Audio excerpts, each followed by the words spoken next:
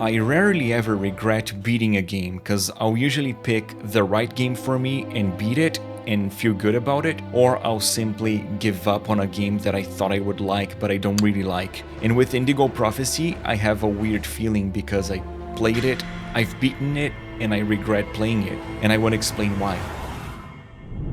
First of all, I picked a game because I thought I would love it, because I really like narrative-focused games with multiple protagonists, such as The Quarry, Until Dawn, House of Ashes, and Indigo Prophecy is a game by Quantic Dream, which has developed two games that I love: Heavy Rain, in which we have to figure out who the origami killer is and avoid the murder of its most recent victim, and Detroit Become Human, that takes place in a future where humanity has developed human-like androids, and those androids start showing signs of sentience.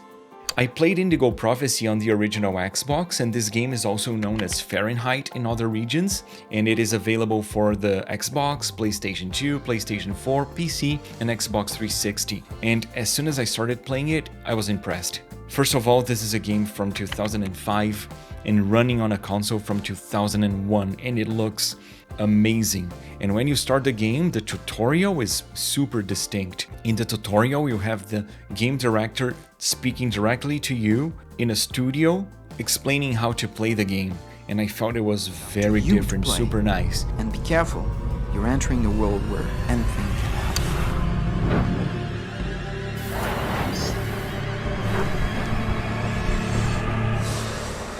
And then the campaign also starts great. We start the game playing as Lucas Kane, who is in the washroom of a restaurant committing murder. And something feels off. It's like Lucas is not in charge of his actions. And as you guys can see, the presentation is amazing. The art direction, soundtrack, sound effects are all really well done. Again, especially considering this is a game from around 20 years ago.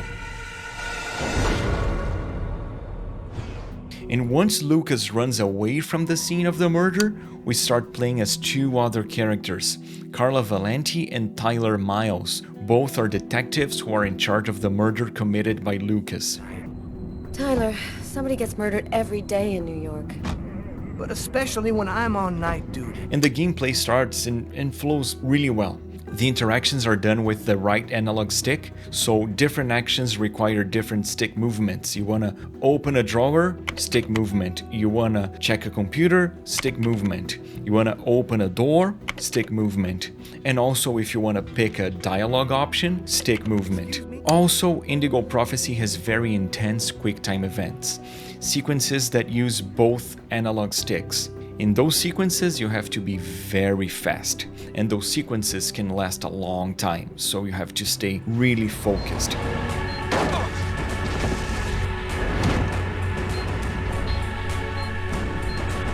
And also we have sequences in which we have to press L and R really fast, and those can get actually tiring because they are long sequences, and in the Xbox controller the L and R buttons are long and heavy, so those portions were probably easier on the PS2. And yeah, so far so great, but my problem with Indigo Prophecy is how it handles the story.